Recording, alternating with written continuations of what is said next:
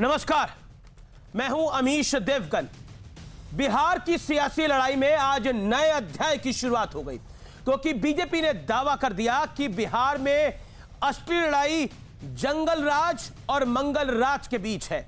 यानी बीजेपी कह रही है कि एक तरफ जंगल राज के युवराज हैं, तो दूसरी ओर बिहार को मंगल राज देने वाली एनडीए सरकार है, यानी सुशासन देने वाली।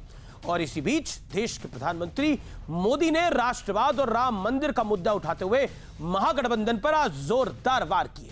पीएम मोदी ने कहा कि बिहार में जंगल राज चलाने वालों को भारत माता की जय और जय श्री राम से बड़ी दिक्कत है, इसलिए बिहार की जनता को सतर्क रहना चाहिए और इन्हें मुंहतोड़ जवाब देना चाहिए। तो उधर राहुल गांधी कह रहे हैं कि कोरोना काल में ये लोग मजदूरों को भूल गए, इसलिए अब जनता इन्हें सबक सिखाएगी। तो आज इसी मुद्दे पर होगी देश की सबसे दमदार धमाकेदार बहस, जंगल राज वर्सेस मंगल राज। और आज आर पार में हमारे साथ बिहार चुनाव के दो दिग्गज चेहरे भी होंगे, वो भी लाइव। अब से कुछ देर बाद बिहारी बाबू शॉटगन सिन्हा यानी शत्रुघ्न सिन्हा, और हमारे साथ जुड़ेंगे एलजेपी के चिराग यानी चिराग पासवान, जिन्होंने तूफान मचा रखा है इस चुनाव के अंदर। ये दोनों मेरे साथ लाइव होंगे। तो जंगल राज बनाम मंगल राज, बिहार का चुनाव इसी पर जा रहा है।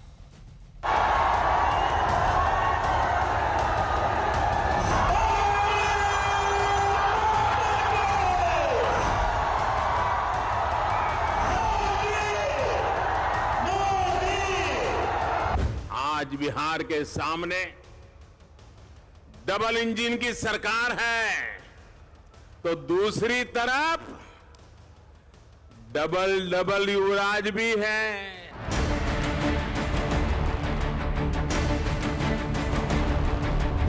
बिहार में एक कहावत है, सब कुछ खैनी दूगो भुजाना चबैनी।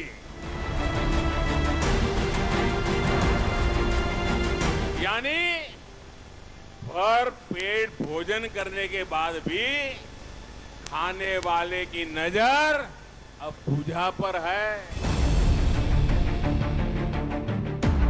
बिहार का जनादेश स्पष्ट है। बिहार में एक बार फिर एनडीए की सरकार बनने जा रही है। बिहार के गरीब को अपनी मर्जी की सरकार बनाने का अधिकार ही नहीं था। जंगल राज के उस दौर में बूथ के बूथ लूट लिए जाते थे।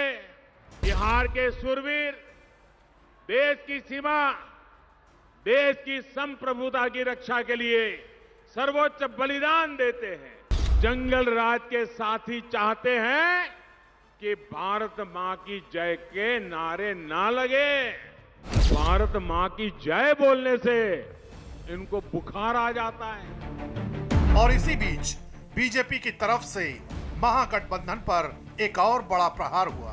बीजेपी के संबित पात्रा ने ट्वीट किया, बिहार में ये चुनाव जंगल राज वर्सेस मंगल राज के बीच है। बिहार की जागरूक जनता से अपील है कि वो मंगल राज को भारी बहुमत से जिताएं। बीजेपी लगातार बिहार में एनडीए की जीत का दावा कर रही है। राहुल गांधी और तेजस्वी यादव का पॉलिटिकल कॉम्बिनेशन है। मैं बिहार पर सवाल पूछ रहा हूं आपसे, क्या आप इसको कैसे आंकते हैं? जनता ने नकार दिया है। जनता इनको घर बैठाने के लिए आतुर है। हमारे को क्लियर कट मेजॉरिटी आ रही है, 2/3 मेजॉरिटी की तरफ हम बढ़। तो उधर महागठबंधन की तरफ से भी जोरदार पलटवार हो रहा है। ये गरीब मजदूर अकेले पैदल वापस आ रहे थे, हजारों किलोमीटर चल रहे थे, तो नरेंद्र मोदी जी ने उनकी मदद नहीं की। यही दो लोग आपके सामने आते हैं और हाथ जोड़कर आपसे वोट मांगते हैं। इतनी भी शर्म नहीं है इनमें। इसी बीच पटना के फतुहा विधानसभा में वोटिंग कर लौट रहे एक ही परिवार के 3 लोगों के साथ मारपीट की गई है। महिलाओं को मारा गया।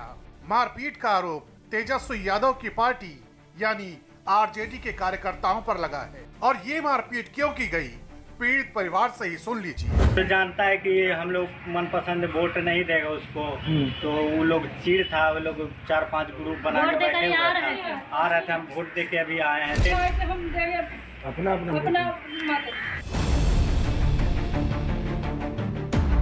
लेकिन सबसे बड़ा सवाल यह है कि बिहार में दूसरे राउंड की वोटिंग के बाद किसका दावा दमदार है, इसी पर होगी सबसे बड़ी बहस। क्यों बीजेपी कह रही है कि ये लड़ाई जंगल राज वर्सेस मंगल राज की है।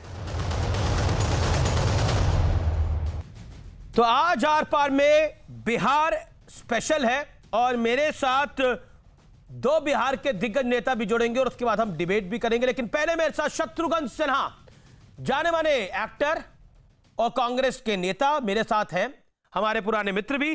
सिन्हा साहब, अभिनंदन, आपका स्वागत है आपका इस कार्यक्रम के अंदर। कैसे हैं आप?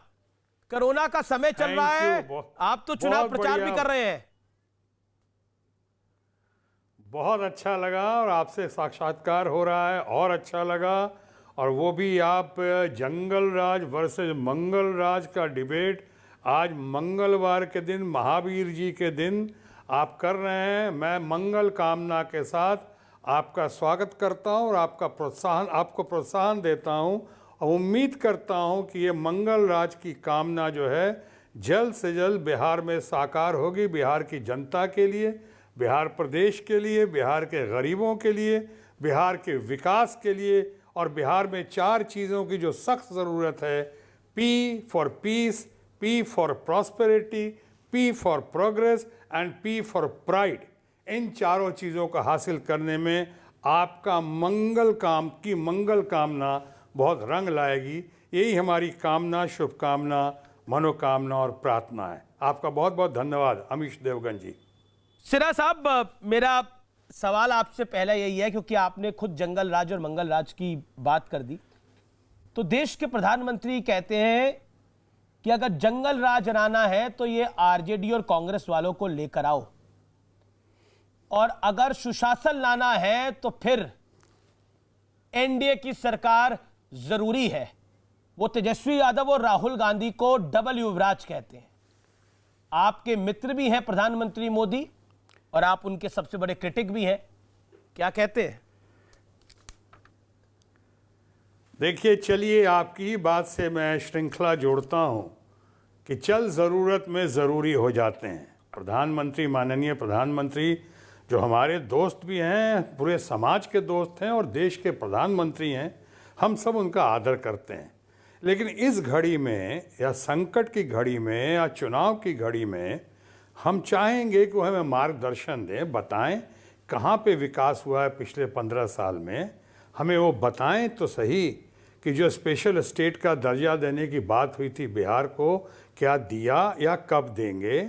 जो उन्होंने कहा था कि 125 लाख करोड़ हम बिहार को देंगे, अभी भी चुनाव की घड़ी में मुश्किल से, विद ड्यू रिस्पेक्ट कह रहा हूँ, 16,500 करोड़ का उन्होंने झुनझुन्ना पकड़ाया। वो चुनाव की घड़ी में, आप भी जानते हैं अमीश जी, चुनाव की घड़ी में बड़ी बड़ी बातें होते हैं, बड़े बड़े दावे होते हैं। दुष्यंत कुमार की इन्हीं पंक्तियों की तरह कि कहाँ तो तय था चिरागां हर एक घर के लिए, और एक बार चुनाव ख़त्म उसके बाद कहाँ चिराग मयस्सर नहीं शहर के लिए। बात ख़त्म हो जाती है, हवा ही हो जाती है।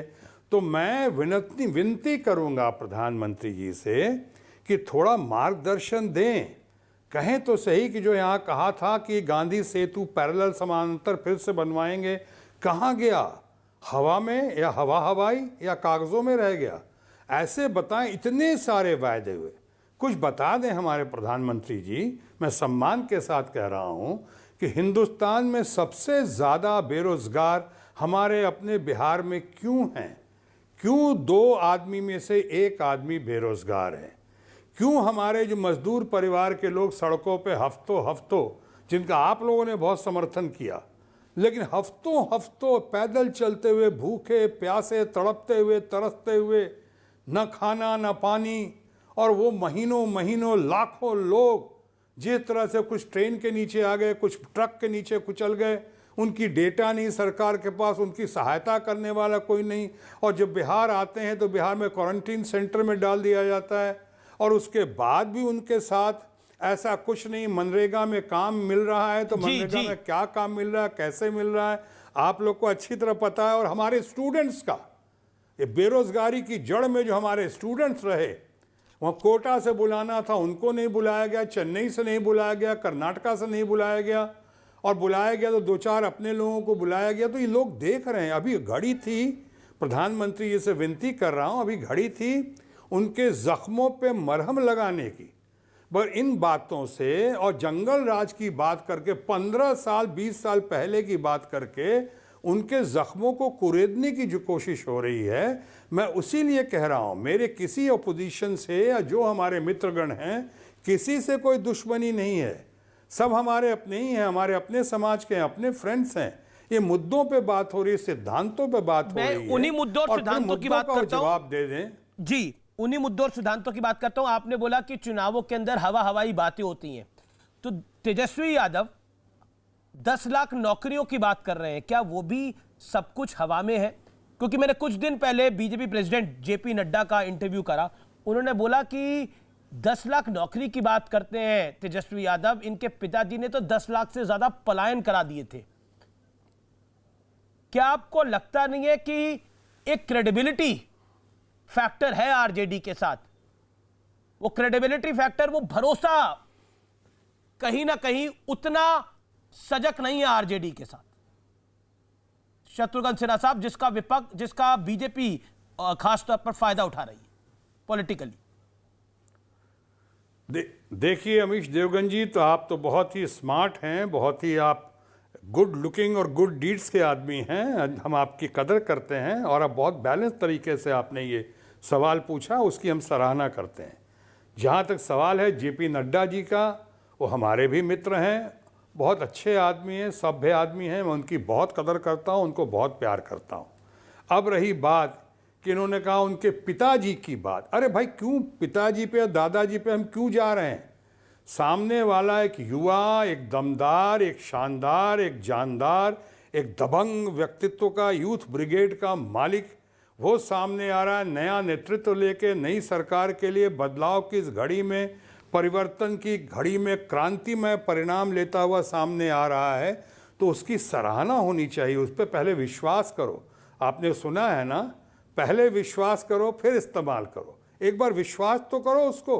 आपने कहा या उन्होंने कहा कि साहब 10 लाख नौकरी कैसे देंगे? अच्छा, मान लीजिए 10 लाख नौकरी देने की संभावना नहीं है अमीश जी, तो ये बताइए कि फिर दूसरे दिन ही हमारी एक्ट ऑफ गॉड की फाइनेंस मिनिस्टर, उन्होंने 19 लाख नौकरी की घोषणा कैसे कर दी, और दूसरे दिन ही की। उस चक्कर में कई हमारे बीजेपी के दोस्त मित्रगण बिहार में, हमारे बीजेपी परिवार के कुछ लोग बीमार पड़ गए, कुछ लोग दरवाजे के अंदर छुप गए, यानी कि उनको पता भी नहीं कि ये घोषणा होने वाली है। आपने जिस सवाल का जिक्र करा, घोषणा आपने जिस सवाल का जिक्र करा, हो सकता है जेपी नड्डा ये कार्यक्रम देख रहे हो, उनको लगेगा कि ये शायद सवाल मैंने आप ही से पूछ के उनसे पूछ लिया। एग्जैक्टली इन्हीं शब्दों में मैंने ये सवाल पूछा उनसे, और मैंने पूछा कि आप लोगों ने 19 लाख रोजगारों की जो घोषणा करी, तो उन्होंने बोला वो रोजगार है, हम नौकरी की बात नहीं कर रहे, हम 19 लाख रोजगार की बात कर रहे हैं, ये नौकरी की बात नहीं है। और बिना होमवर्क करे हम कोई काम नहीं करते। हमने लोगों को गैस दी, हमने लोगों को चूल्हे दिए, हमने लोगों को बिजली दी, हमने जनधन अकाउंट खुलवाए, हमने किसानों के खाते में पैसा डाला, सब प्लानिंग थी, सब प्लानिंग थी, हम हवाई बातें नहीं करते। ये उनका जवाब था। शत्रुघ्न सिन्हा साहब। देवगन जी, मैं आपको बता दूं कि जो इसने युवा नेतृत्व, जिस यूथ ब्रिगेड का हिस्सा हमारा बिहारी बाबू का बेटा, बिहार पुत्र लव सिन्हा भी हैं जी, पटना बांकीपुर से, जो उनके पास बिहार का आशीर्वाद है, लोगों का बहुत प्यार मिल रहा है, और बहुत ज़बरदस्त संभावना है उनके महाविजयी होने की। जैसे कि आपके हमारे अपने राजद की या महागठबंधन के महाविजयी होने के में कोई शक नहीं है लोगों को। तो मैं कहना चाहूँगा उसका नेतृत्व जो है हमारा अपना तेजस्वी यादव, इनकी टीम पूरा रिसर्च वर्क करके, प्रोफेशनल से यार, सारे प्रोफेसर से, इंटेलेक्चुअल से, सबसे पूछ के राय मशवरा करके कई बार बैठकर ये बातें सामने, और सामने फिर आपके दर्पण रखा है उन्होंने। उन्होंने कहा 3 लाख तो करीब शिक्षकों की नौकरी खाली है जो अभी बीजेपी के हमारे दोस्त कह रहे हैं उसे भरेंगे। 1 लाख करीब स्वास्थ्य कर्मियों की खाली है।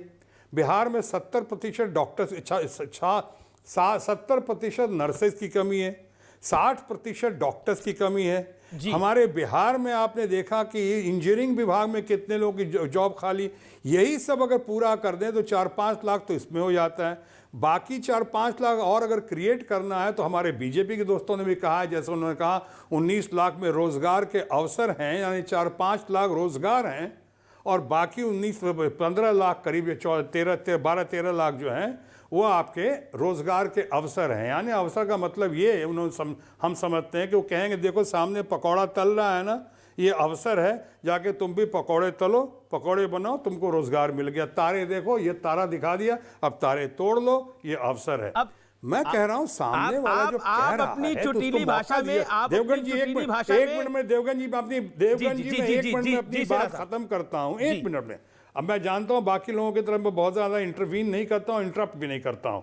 मैं ये कह रहा हूं एक मौका दो, अभी सरकार सामने आ रही है, सामने आके करेगा, मान लिए करेगा, जरूर करेगा, लेकिन अगर नहीं करता है तो आज तो जो जनता को और खासकर यंगर जनरेशन को अपनी वोट की ताकत का एहसास हो चुका है, फिर वो सामने आएंगे और फिर उसी हिसाब से हिसाब किताब करेंगे, आंकलन करेंगे। सिन्हा साहब, एक सवाल मेरे दिमाग में आ रहा था, क्योंकि आपकी पॉलिटिक्स को तो हमने काफी कवर किया, अब आपके पुत्र की पॉलिटिक्स को भी हम कवर करेंगे।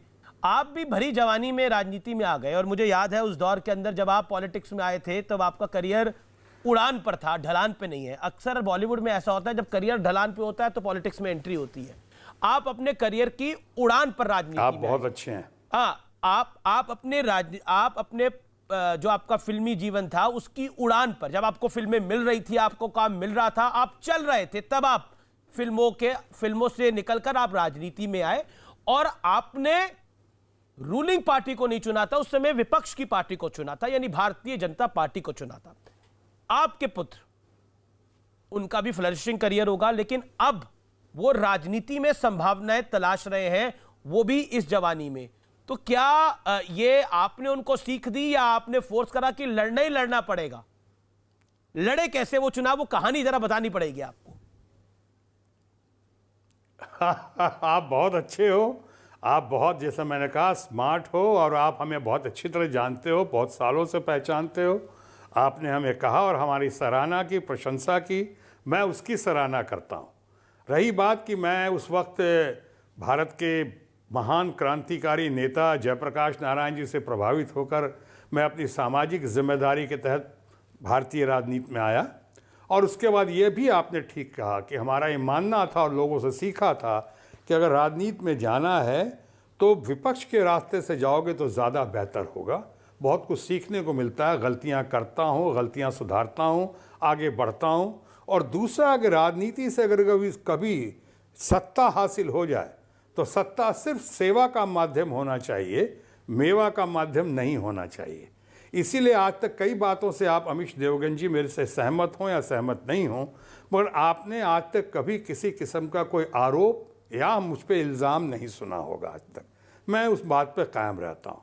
आप देखें हमारा पुत्र, जो बिहारी बाबू का बिहार पुत्र लव सिन्हा सामने आए हैं, वो सक्षम हैं, कैपेबल हैं, स्मार्ट हैं, पढ़े लिखे हैं, सेल्फ मेड हैं और उनके अंदर काफ़ी लगन है, बिहार के प्रति प्यार है। अच्छा, आपने फोर्स किया था या खुद आए? हमारी शक्ति है।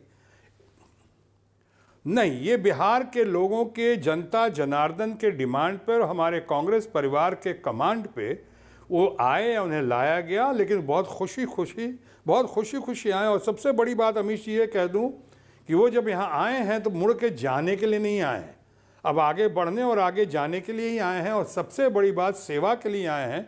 और उससे भी महत्वपूर्ण बात ये है कि बिहार में जो कुछ इस वक्त हो रहा है, कोई अगर आता है और वो भी ऑपोजिशन के जरिए आता है तो उसकी तो सराहना होनी चाहिए, उसकी हौसला अफजाई होनी चाहिए। लोग बिहार से जाते हैं तो कहते हैं पलायन कर रहे हैं, बिहार का काम बिहार से बाहर जा रहा है। अब कोई बिहार अगर आ रहा है और काम करना चाह रहा है और सेवा करना चाह रहा है, सेवा भावना और सेवा भक्ति से आ रहा है, तो मैं समझता हूँ उसकी सराहना होनी चाहिए। और मैं समझता हूँ आप भी उसके लिए उसकी हौसला अफजाई करेंगे, मुझे पूरा विश्वास है। नहीं, I wish all the best to him for his election results. प्रधानमंत्री नरेंद्र मोदी ने आज एक रैली करी और उस रैली में बोला कि ये वो लोग हैं महागठबंधन वाले जो भारत माता की जय और जय श्री राम के खिलाफ खड़े हैं। क्या कहना चाहते हैं आप? मैं देखिए अभी एक चीज़ और कहना चाहूँगा। मैं फिर कहता हूँ, जैसे मैं प्रधानमंत्री का आदर करता हूँ और जैसे मैं बार बार कहता हूँ, हमारे भी दोस्त हैं, समाज के दोस्त हैं, देश के मुखिया हैं। चुनाव की घड़ी में ये सब बहुत सारी बातें होती हैं। मैं तो इधर के लोगों को भी कहता हूँ और उधर के लोगों को भी कहता हूँ, इस तरह का आरोप प्रत्यारोप, बाप ने किया और जंगल तुम्हारे दादा ने ये किया, जब लोगों को याद भी नहीं है। अभी हम लोग को बात करनी चाहिए अभी इन 15 सालों में क्या किया और क्या क्या नहीं किया, और दूसरी बात क्यों नहीं किया। और सबसे महत्वपूर्ण बात यह है कि आपने जब नहीं किया है और अगर कहीं थकान महसूस हो रही है तो आप थोड़ा आराम कर लीजिए, नए लोगों को आने दीजिए, युवा पीढ़ी के लोगों को आने दीजिए, यंगर जनरेशन को आने दीजिए। अभी प्रधानमंत्री से मैं अनुरोध करूंगा कि बिहार के इन मुद्दों के वक्त घड़ी में अभी वो 370 या ये धारा ट्रिपल तलाक या तरह तरह की बातें करते हैं, या कभी चाइना की बात करें, पूरा देश के जवानों को सलाम करता है। इसी चुनाव में जिस पार्टी से आप आते हैं, कांग्रेस ने जिन्ना के समर्थक उम्मीदवार को भी टिकट दे दिया, उस पर बीजेपी के कई नेताओं ने तंज करा, उस पर गृह राज्य मंत्री नित्यानंद राय ने भी तंज किया, गिरिराज सिंह ने भी तंज किया। मेरा आपसे सवाल यह है कि पर यह भी तो देश के मुद्दे हैं, क्योंकि क्या आपको लगता नहीं है कि जो सबूत मांगे गए पुलवामा अटैक के, वो सब भी एक मुद्दा है। और जब पाकिस्तान अब कह रहा है कि हाँ पुलवामा अटैक हम ही ने करा था, और उस समय जब अभिनंदन को पकड़ लिया था, पाकिस्तान की सदन में यह बात हुई कि भारत 9 बजे तक रात को अटैक कर देगा, अभिनंदन को छोड़ दीजिए। ये मुद्दे हैं जिन लोगों ने सबूत मांगे। क्या आपको लगता नहीं है बीजेपी के हाथ में तो ये मौका लगेगा तो सवाल पूछेगी वो? और भारतीय जनता पार्टी का राष्ट्रवाद, आप तो बीजेपी में लंबे अरसे तक रहे, स्ट्रॉन्ग पॉइंट है श्री राम और राष्ट्रवाद। भारतीय जनता पार्टी उस पर खड़ी हुई है, और श्री राम की जब रथ यात्रा एल.के. आडवाणी ने निकाली, आप तो खुद साथ में रहते थे। देखिए अमित जी, मैं इतना कहना चाहूँगा आपसे कि सही है, बिल्कुल ठीक कहा। भारतीय जनता पार्टी में बहुत लंबे अरसे तक रहा हूँ, और भारतीय जनता पार्टी पॉलिटिकली मेरा पहला परिवार रहा है। मुझे भारतीय जनता पार्टी में भारत रत्न नानाजी देशमुख लेकर गए थे, भारत के भूतपूर्व और अभूतपूर्व प्रधानमंत्री Atal Bihari Vajpayee ji, friend, philosopher, guide, गुरु, अल्टीमेट लीडर लाल कृष्ण आडवाणी जी से ट्रेनिंग हासिल की हमने, मेरा लालन पालन हुआ वहाँ पे। अभी कुछ बातों पे, कुछ सिद्धांतों के आधार पे, कुछ हमने जब जनहित में बातें की, नोटबंदी की या कॉम्प्लिकेटेड जीएसटी पे, उन बातों पे, या फिर मुझसे बगैर राय मशवरा किए हुए, जैसे मुझे लगा कि मैं देश में हाईएस्ट वोट शेयर परसेंटेज से जीता हुआ इंसान, उसको आपने टिकट नहीं देने की बात की। हमारे फैमिली फ्रेंड ही हैं, अच्छे आदमी हैं, रविशंकर प्रसाद जी को आपने टिकट दिया, उससे मुझे कोई एतराज़ नहीं है, लेकिन मुझे इसकी जानकारी नहीं दी। मुझे कहा आप राज्यसभा में चले जाओ, मैंने कहा कि नहीं, मैं कोई फुटबॉल नहीं हूँ कि राज्यसभा से लोकसभा में आया, इतने हाईएस्ट वोट शेयर परसेंटेज से जीता हूँ कंट्री में, उसके बाद फिर कहते हो आप राज्यसभा जाओ। बहरहाल अभी मुझे कोई शिकायत नहीं है, मैं एक सही दिशा में आ गया हूँ, सही लोगों के पास आ गया हूँ, मेरा ऐसा विश्वास है, और मुझे इसका कोई दुख नहीं, अफसोस नहीं है। मेरा प्यार अभी भी बरकरार है भारतीय जनता पार्टी के बहुत सारे दोस्तों के लिए, मित्रों के लिए और नेताओं के लिए। अब रही बात कि आपने कहा कि जो राम मंदिर, और अच्छी बात है, बहुत अच्छी बात है, वो तो मूड ऑफ द नेशन है, लेकिन बिहार में भी प्राथमिकता का सवाल है जी। अभी यहाँ पे रोटी कपड़ा मकान जो कहते हैं फिल्म की भाषा में, यहाँ पे बेरोजगारी मुद्दा है, गरीबी मुद्दा है, मुफलिसी मुद्दा है, यहाँ पे किसानों की जो बदहाली है वो मुद्दा है, यहाँ पे हर दूसरे घर से पलायन क्यों होता है, हर दूसरा नौजवान बेरोजगार क्यों है, ये मुद्दा है। आपने बहुत सारे वायदे के स्पेशल पैकेज देने का, वो नहीं है, वो मुद्दा है। आपने स्पेशल स्टेट का दर्जा देने की बात की, वो मुद्दा है। बहुत सारे मुद्दे हैं। अभी प्रायोरिटी है चुनाव की घड़ी में, अब उन पे अभी आप जाएंगे। कई बार लोग कहते हैं चाइना का नाम वहाँ नहीं लेते हैं, यहाँ पे चाइना का नाम लेते हैं आप। तो चाइना का नाम अगर लेते हैं तो थोड़ा अभी प्रायोरिटी वो नहीं है ना, अभी वो समय नहीं है। बिहार में चुनाव ये फिर बाद में कीजिएगा ना, आपको कौन मना करता है। हम तो अपने सलाम जी, देश की सेना को और बिहार के रेजिमेंट के हमारे इतने शहीद हुए हैं, हम सबको सलाम करते हैं। एक आखिरी सवाल हिसाब से होना चाहिए। आखिरी सवाल आपसे, आप अपने फिल्मी अंदाज के लिए तो बड़ा जाना जाते हैं, तो इस पूरे चुनावी मूड को देखकर आपको कौन सा डायलॉग, कौन सा गीत याद आता है? क्या कहना चाहते हैं आप अपने अंदाज में? खामोश तो आप इस बार करेंगे, जब बिहार की जनता किसी ना किसी को तो खामोश करेगी, वो आपका बड़ा फेमस डायलॉग है, लेकिन आप आखिरी लाइन क्या कहना खामोश चाहते हैं? अवश्य करेगी। महागठबंधन महाविजयी होगी और मैं महागठबंधन के महाविजयी की मंगलमय कामना करता हुआ दुष्यंत कुमार की वो पंक्तियां कहना चाहूंगा कि हो गई है पीर पर्वत सी पिघलनी चाहिए, इस हिमालय से कोई गंगा निकलनी चाहिए। आज ये दीवार पर्दों की तरह हिलने लगी, शर्त लेकिन थी कि ये बुनियाद हिलनी चाहिए। सिर्फ हंगामा खड़ा करना मेरा मकसद नहीं, मेरी कोशिश है कि ये सूरत बदलनी चाहिए। और कवि दुष्यंत की आखिरी दो पंक्तियां मैं युवा पीढ़ी को ही समर्पित करता हूं, नौजवानों को, कि मेरे सीने में नहीं तो तेरे सीने में सही, हो कहीं भी आग लेकिन आग जलनी चाहिए।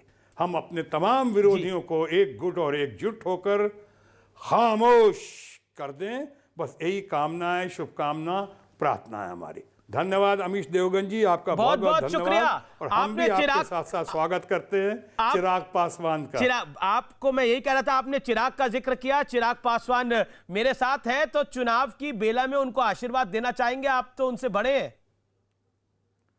और आपकी फिल्म इंडस्ट्री से ही आते हैं। चिराग मानता हूं, चिराग को तो मैं बहुत मानता हूं। चिराग बहुत संभ्रांत है, बहुत अच्छा, उसकी ग्रोथ बहुत अच्छा हुआ है, उसने तरक्की की है, उसकी भाषा की पकड़, उसकी पॉलिटिक्स की मैच्योरिटी बहुत ही काबिल तारीफ है। रामविलास पासवान जी तो हमारे बड़े भाई समान रहे, हमेशा हमें कहते थे राम का छोटा भाई शत्रुघ्न, हम लोग एक दूसरे को कहते थे, वो तो उस पर नाज करते ही थे। लेकिन हम भी पार्लियामेंट में जहाँ जहाँ चिराग को देखते रहे, चिराग की हमेशा प्रशंसा की। और आज भी इस घड़ी में अमीश देवगन जी आपने मिला दिया है, इस घड़ी में मैं अपने चिराग को या चश्मे चिराग को मैं बहुत बहुत शुभकामना और शुभाशीष देता हूं। Chirag, thank you sir, thank you. इनका गला खराब है बड़ा ज्यादा, और आज पर हमने इनको पकड़ लिया, हमने बोला आज आपको हम जाने ही नहीं देंगे, गला बड़ा खराब है। बहुत बहुत शुक्रिया शत्रुघ्न सिन्हा, बहुत घड़ी में ऐसा होता है। थैंक यू, थैंक यू, बहुत बहुत शुक्रिया आपका सिन्हा साहब, खास कार्यक्रम में हमारे साथ जुड़ने के लिए, अपनी राय देने के लिए। शत्रुघ्न सिन्हा ने शुरू में चिराग का ही जिक्र किया था, यानी चिराग मेच्चर नहीं, लेकिन हम चिराग को अपने कार्यक्रम में ले आए। चिराग पासवान, आपका स्वागत है, और मुझे पता है आपका गला भी खराब है, लेकिन मेरे अनुरोध पर आप कार्यक्रम में आए, इसका आपको बहुत बहुत शुक्रिया, बहुत बहुत धन्यवाद। चिराग पासवान, आपसे मेरा पहला सवाल यह है, आप किंग बनने की लड़ाई लड़ रहे हैं या किंग मेकर बनने की लड़ाई लड़ रहे हैं? चिराग पासवान की जंग क्या है, पॉलिटिकल जंग? मुझे लगता है मेरा बिहार फर्स्ट, बिहारी फर्स्ट जो विजन डॉक्यूमेंट है, उसकी जो टैगलाइन है, वो आई थिंक वो टैगलाइन आपके सवाल का जवाब देती है कि वो लड़ रहे हैं बिहार पर राज करने के लिए, मैं लड़ रहा हूँ बिहार पर नाज करने के लिए। तो मेरी लड़ाई बिहार पर नाज करने की है, बिहारी अस्मिता की है, बिहार के खोए हुए गौरव और सम्मान की है। जो बिहारी शब्द को गाली बना दिया गया है, उस शब्द का सम्मान वापस लाने की है। तभी मैं हर एक जगह मैं गर्व से बोलता हूँ कि मैं बिहारी हूँ। मैंने अपने Twitter handle, social media platform पे भी युवा बिहारी मैंने ऐड किया है। बिहार फर्स्ट, बिहारी फर्स्ट की मैं बात करता हूँ। आप जानते हैं अमीश भाई, दिल्ली, मुंबई, दूसरे प्रदेशों में आप देखें, बिहारी शब्द को ही गाली बना दिया गया था, और जिस तरीके से दूसरे को अपमानित करना होता था, बोलते हैं बिहारी जा रहा है, बिहारी जा रहा है। मेरे लिए चिंता का विषय था कि क्यों भाई, किसी पंजाब के व्यक्ति को दिक्कत नहीं होती पंजाबी बुलाने में, महाराष्ट्र वाले प्राइड से बोलते हैं कि हम मराठी हैं, तो ये बिहार के लोगों के साथ ही क्यों? तो मेरी लड़ाई, जो आपने सवाल पूछा, मेरी लड़ाई ना किंग की है, ना आपकी लड़ाई बिहारी और बिहार को फर्स्ट बनाने की है। इंटरेस्टिंग, लेकिन एलजेपी का एक जनाधार है, और किसी भी पॉलिटिकल पार्टी का कुछ जनाधार हो, उसका राजनीति में सम्मान होना चाहिए, लेकिन आपका उतना जनाधार भी नहीं है कि आप सरकार खुद अपने बूते पे बना पाए। लेकिन आपका इतना जनाधार है कि आप सरकार बिना बना और बिगाड़ पाए, क्योंकि आप कहते हैं मैं नरेंद्र मोदी का हनुमान हूं, मेरे दिल में तो नरेंद्र मोदी बसे हैं, लेकिन नरेंद्र मोदी के दिल में तो नीतीश कुमार बसे हैं। अब बताइए, अगर मैं आपसे यह सवाल पूछूं, आपके दिल में नरेंद्र मोदी और नरेंद्र मोदी के दिल में नीतीश कुमार, तो फाइनली चिराग पासवान को वही करना पड़ेगा जो बीजेपी आखिर में कहेगी। अमीश भाई, उसके लिए पहले भाजपा और जदयू की संख्या इतनी आनी ज़रूरी है। अब अगर आप एकदम टोटली पॉलिटिकली अगर आप इसकी बात करें तो मैं स्पष्ट कह दूं कि आज की तारीख में जनता दल यूनाइटेड और भारतीय जनता पार्टी मिलकर सरकार बना ले, असंभव है। नीतीश कुमार जी पुनः बिहार के मुख्यमंत्री 10 तारीख के बाद बन जाए, असंभव है, क्योंकि मुख्यमंत्री जी की इतनी सीटें ही नहीं आएंगी आज की तारीख में कि वो भारतीय जनता पार्टी के साथ मिलकर सरकार बना ले। और ये बात मैं नहीं कह रहा, मैं जितनी जगह सभाओं में गया हूँ, मेरी सभाओं में जिस तरीके से भीड़ आ रही है, लोगों का जो उत्साह देखने को मिल रहा है, और मौजूदा मुख्यमंत्री आदरणीय नीतीश कुमार जी के खिलाफ जो एक आक्रोश मुझे देखने को मिल रहा है, ये मेरी बातों को और ज़्यादा पुख्ता करते हैं कि मौजूदा परिस्थिति में भाजपा और जदयू मिलकर सरकार नहीं बना सकते। चिराग, मेरा अगला सवाल आपसे ये है कि प्रधानमंत्री नरेंद्र मोदी कह रहे हैं कि ये 2 युवराज तेजस्वी और राहुल गांधी जी, ये जंगल राज के युवराज हैं, लेकिन जेडीयू आपको भी युवराज कह रही है, बोला एक एलजेपी का भी युवराज है, तो जेडीयू का सटीक निशाना आप पर है जी, क्या कहना चाहते हैं? जी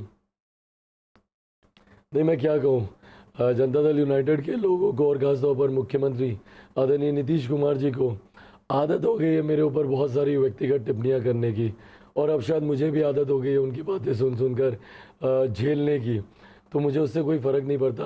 अमीश भाई देखिए, हकीकत है बिहार में आज की तारीख में आज़ादी के 73 साल के बाद भी अगर बिहार से पलायन नहीं रुकता, आज तक मैंने कभी नहीं सुना कि कोई मुंबई का लड़का बिहार आता हो शिक्षा के लिए, दिल्ली का लड़का बिहार आता हो रोज़गार के लिए, सिर्फ हम बिहारियों को ही बाहर जाना पड़ता है। तो ऐसे में बिहार का युवराज कौन है नहीं है ये मायने नहीं रखता।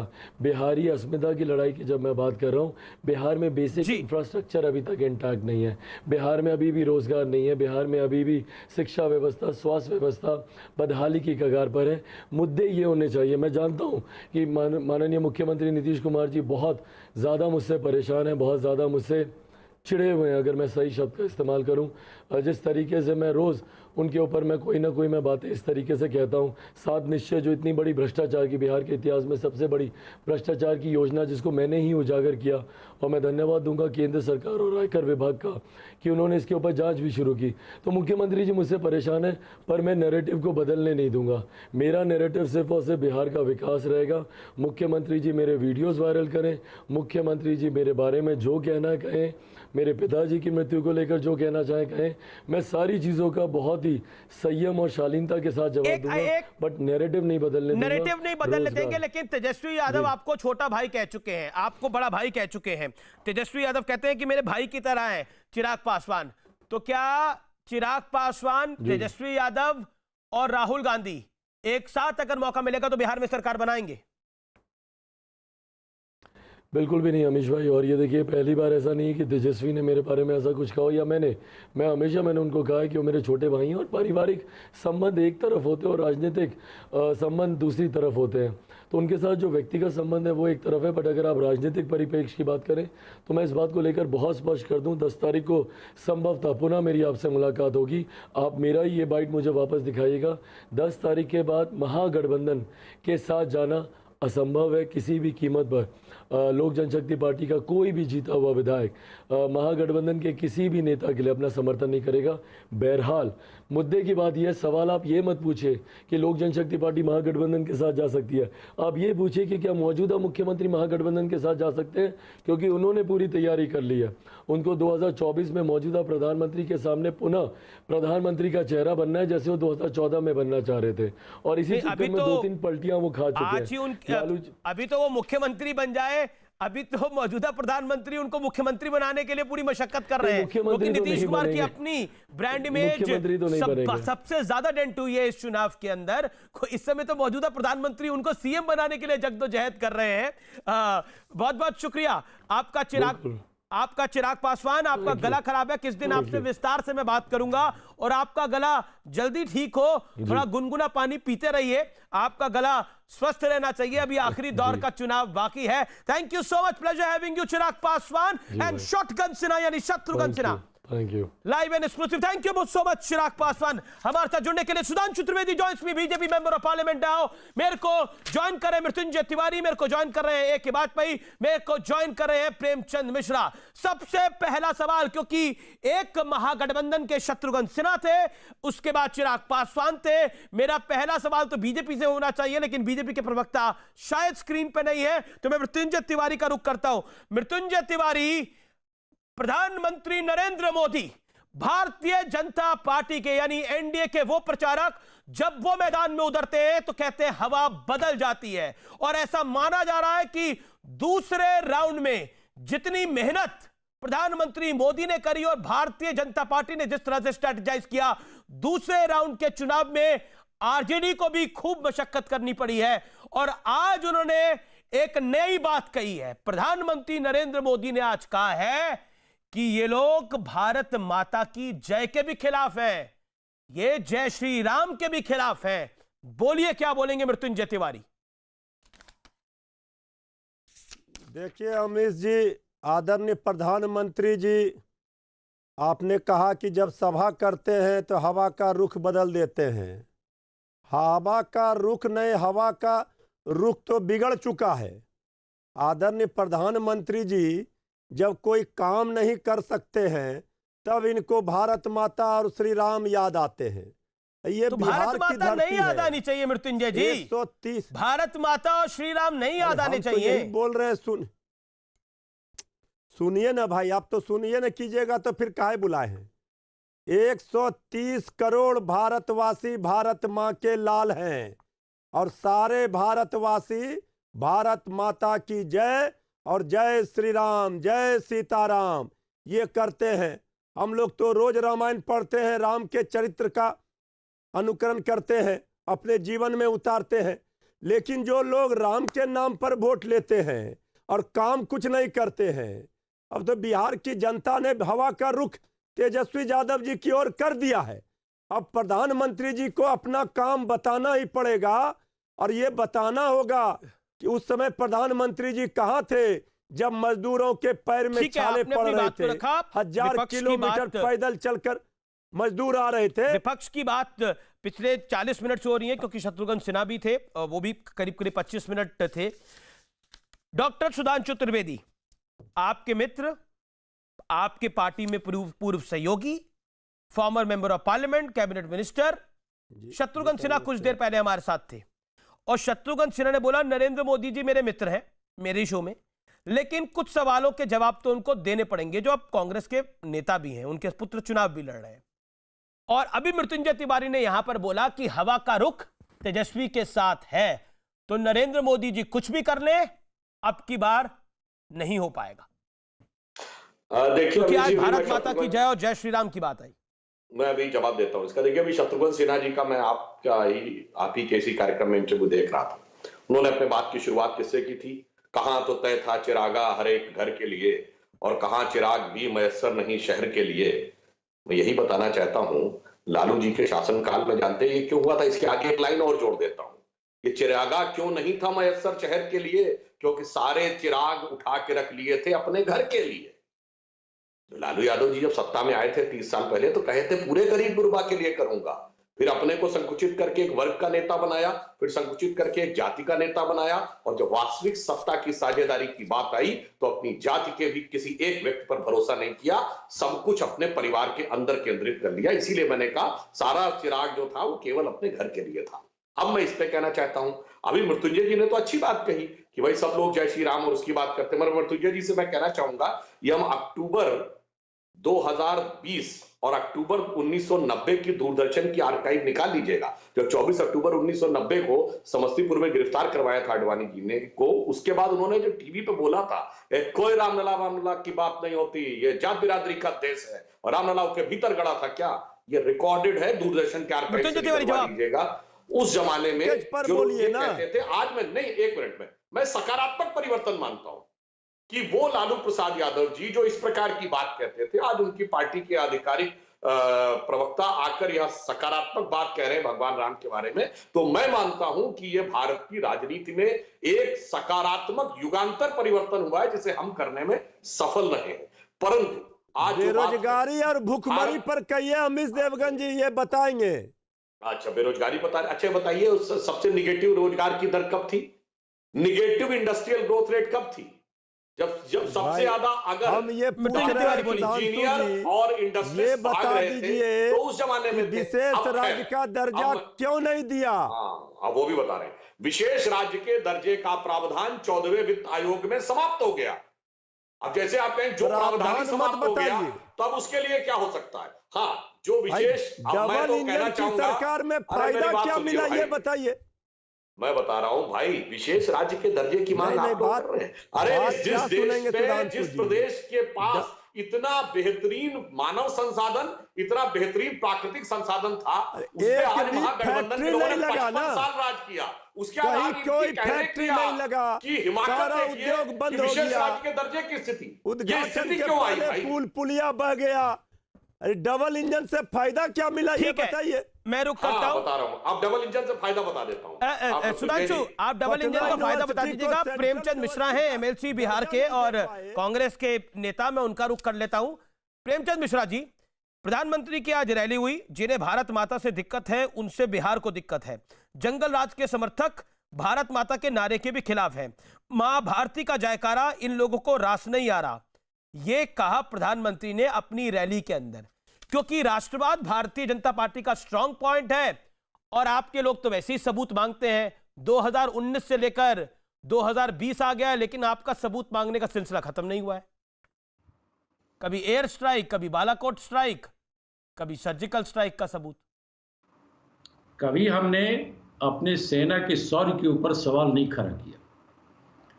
मेरा स्पष्ट मानना है कि प्रधानमंत्री जी बिहार के चुनाव में मुद्दे से लोगों का ध्यान भटकाना चाहते हैं। अब लेकिन बिहार की जनता इनको अच्छी तरह से पहचान गई। जुमलेबाज और धोखेबाज की सरकार दोबारा नहीं आने वाली है। लोगों ने मन बना लिया है। पिछले 6 साल से मोदी जी ने क्या क्या वादा बिहार से किया, और जो 15 साल से बिहार की सत्ता में रहकर भाजपा जदयू करती रही है, उसमें से एक भी अगर वादा क्रियान्वयन हुआ हो, कोई एक काम पूरा किया हो, वो लोगों को आसपास नहीं दिखता है। ये तो भला हुआ कि कोरोना संकट आया, लॉकडाउन हुआ और लोगों की जब वापसी होने लगी तो सारा सिस्टम कोलैप्स कर गया। लोगों की समस्या सामने आज के डेट में रोजगार है, क्वालिटी एजुकेशन का न होना है। बिहार के लोग हर साल पढ़ने के लिए बाहर जाते हैं। बिहार के लोग रोजी रोटी के लिए बिहार से बाहर जाते हैं। 30 लाख लोग अगर बिहार लौटे लॉकडाउन में, वो भी तब जब भाजपा जदयू की सरकार ने उन्हें बिहार आने से मना कर दिया था। ये इन चीजों का एक बड़ा बीजेपी के एक प्रभाव है। आज बीजेपी के एक प्रवक्ता ने ट्वीट भी किया, ये जंगल राज बनाम मंगल राज की लड़ाई है। जनता एनडीए को भारी गठबंधन से जिताए। संबित पात्रा का यह ट्वीट था, जंगल राज बनाम मंगल राज। 15 सेकंड रहता है। संबित पात्रा जी का ट्वीट ऐसे ही आता रहता है। मेरा यह स्पष्ट मानना है, आप किसे जंगल राज कहते हैं? सर्वोच्च न्यायालय ने मुजफ्फरपुर शेल्टर होम मामले में बिहार सरकार को जंगल राज कहा 20 साल भर पहले। सर्वोच्च न्यायालय की बात मान रहे कि नरेंद्र मोदी जी की बात मानेंगे? ठीक है, सुधांशु चतुर्वेदी, प्राइम मिनिस्टर नरेंद्र मोदी ने जो बोला, प्रधानमंत्री ने बोला, बिहार में जंगल राज और 2 युवराजों को सिरे से नकारा है। बिहार में आज परिवारवाद और गुंडागर्दी हार रही है। और आपके पार्टी के नेता ने, प्रवक्ता ने कहा यह जंगल राज बनाम मंगल राज की लड़ाई है। हाँ जी, मैं बिल्कुल जवाब देता हूं। पहले मैं प्रेमचंद जी की बातों का जवाब दे दूं। इन्होंने ये बात कही, प्रवासी मजदूरों की बात। बिहार गरीब राज्य है, बिल्कुल मानता हूं। प्रदेश का सबसे अमीर राज्य कौन है? यहाँ देश की आर्थिक राजधानी मुंबई, वहां तो सत्ता आपकी है। और वहां हजारों हजार लाखों मजदूरों को लोकमान्य तिलक टर्मिनल पे छोड़ दिया गया। जाओ अपनी जिम्मेदारी से बचने के लिए। देश का सबसे अमीर राज्य, देश का सबसे धनवान राज्य, जहां देश की आर्थिक राजधानी है। इसलिए मैं कहना चाहता हूं, किसने जिम्मेदारी निभाई है और किसने क्या किया है, वो सबने ट्रेन चलाई जिसमें बिहार के मजदूर वापस बिहार पार्टी ने टिकट दिया। जो महाराष्ट्र की बात है, महाराष्ट्र के, एक सेकंड सुधांशु, एक सेकंड, प्रेमचंद मिश्रा जी, जब महाराष्ट्र के ऊपर राहुल गांधी से सवाल पूछा गया था कि देखिए वहां से भी कितने लोग आ रहे हैं, लोगों को दिक्कत हो रही है, उन्होंने बोला महाराष्ट्र में हमारी सरकार नहीं है, हमारी जिम्मेदारी नहीं है। कल को आपकी सरकार बिहार में बन गई, सपोज जैसा आप कह रहे हैं सरकार बन गई, आप बोलेंगे हमारी जिम्मेदारी नहीं है। तेजस्वी यादव वहां पे मुख्यमंत्री है, महाराष्ट्र के अंदर भी आप पार्टनर है, महाराष्ट्र के अंदर भी आप पार्टनर है सरकार के अंदर, लेकिन राहुल गांधी ने बोला वो मेरी सरकार नहीं है, वो गठबंधन वाली सरकार है। गठबंधन वाली सरकारों में तो आप अपनी सरकार मानते ही नहीं है। नहीं, आप दिखाइए कौन सी बात है उनकी। राहुल गांधी ने बोला जी, प्रेस कॉन्फ्रेंस में बोला जी, देख लीजिए जी, ट्वीट करके पब्लिक आपको बताएगी जी। जो शब्द आपने बोला है, don't misquote Rahul Gandhi, don't misquote, he said Rahul Gandhi कि हमारी सरकार नहीं है वहां पर, सब देश जानता है। मिसकोट नहीं है, this is the code, the spokesperson does not know. ये मेरी गलती नहीं है सर, एक के बाद में उस डिबेट का हिस्सा थे, आपने कहा दिखाओ, एक के बाद में उस डिबेट का हिस्सा थे, सुधांशु त्रिवेदी उस डिबेट का हिस्सा थे, एक के बाद में उस डिबेट का हिस्सा थे, एलजेपी के सुधांशु त्रिवेदी इस डिबेट का हिस्सा थे जब ये हुआ था। एक सेकंड ऐसे नहीं, सुनिए, ऐसे कैसे नहीं सर, आपके थोड़ी कहने से होगा। नहीं, मिसकोट नहीं करिए राहुल, मिसकोट नहीं, he said it, I will play this bite। बिल्कुल नहीं। अच्छा, I will play this bite, give me some time, I will play this bite। Sudhanshu बोलिए, गलत पत्रकारिता है। एक सेकंड, एक के बाद पे राहुल गांधी ने कहा था, नहीं कहा था। एक सेकंड सुधांशु, एक सेकंड, हो सकता है बीजेपी का नजरिया राहुल गांधी की तरफ ऐसा ही हो। एक के बाद पे बोलिए। बाइट भी चला, देखिए आपके चैनल ने बाइट भी चलाई थी, सुधांशु जी भी थे, हम भी थे उस डिबेट में, जब वो बाइट चली थी। दोबारा चलवा दीजिए बाइट। मैं अभी चलवा दूंगा। कांग्रेस तो क्वेश्चनिंग करती है ना, कांग्रेस क्वेश्चनिंग करती है। देखिए एक बात समझिए, कांग्रेस का जो मामला है वो तो बड़ा क्लियर है, राष्ट्रवाद इनके लिए पीछे हो जाता है, अपीजमेंट पहले हो जाती है, इसमें कहां दिक्कत है, ये तो सबको मालूम है। और इसीलिए अरे सुनिए ना मिश्रा जी, सुनिए, इसीलिए इनको जनता ने 44 सीट पे पहुंचा दिया है, इसीलिए पहुंचा दिया है। और देखिए सबसे पहले राष्ट्र होता है, देखिए बात समझिए, सबसे पहले राष्ट्र होता है, फिर पार्टी होती है, फिर व्यक्ति हित होता है, लेकिन कांग्रेस में उल्टा है, कांग्रेस में उल्टा है। और मैं नीतीश कुमार की बात करता हूं, ये वही नीतीश कुमार है जो 370 को अपोज करते थे, ये वही नीतीश कुमार है जो राम मंदिर को अपोज करते थे।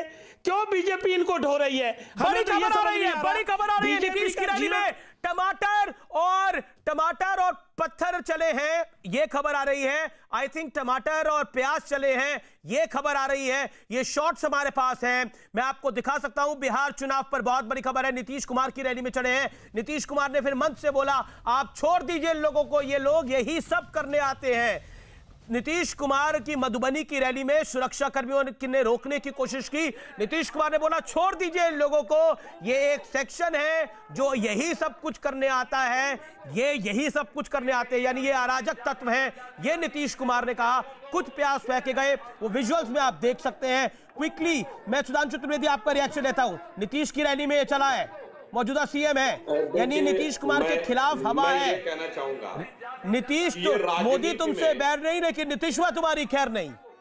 यहाँ पे मैं थोड़ा भिन्न कहना चाहूंगा। ये राजनीति में बहुत गलत ट्रेंड की शुरुआत हो रही है।